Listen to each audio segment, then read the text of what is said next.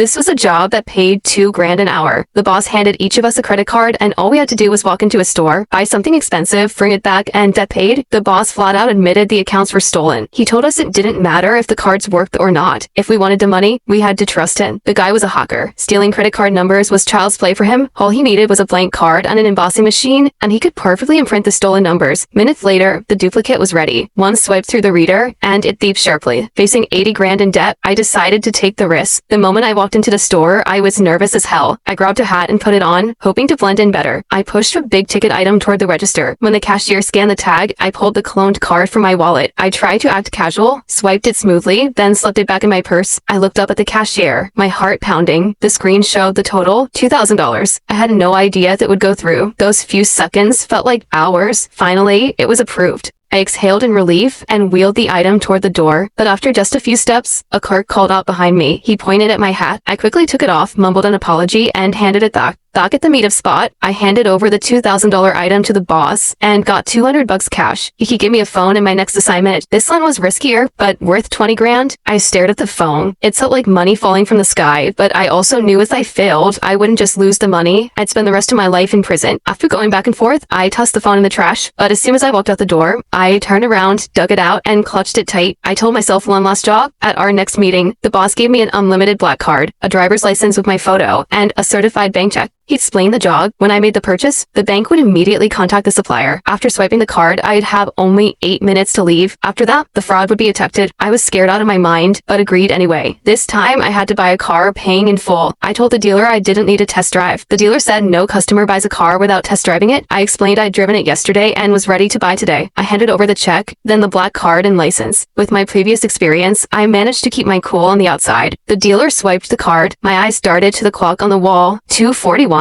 The countdown had begun. I had 8 minutes to finish everything. After the payment went through, the dealer handed me a form to fill out. 2 minutes were already gone. I scribbled down the details as fast as I could. An employee led me to a black sedan. I started the engine, eager to drive straight out. But right then, the employee's phone rang. The dealership was calling. Turns out I'd missed a form and needed to go back to the office to fill it out. I froze. My chest tightening, I looked ahead. The gate was wide open.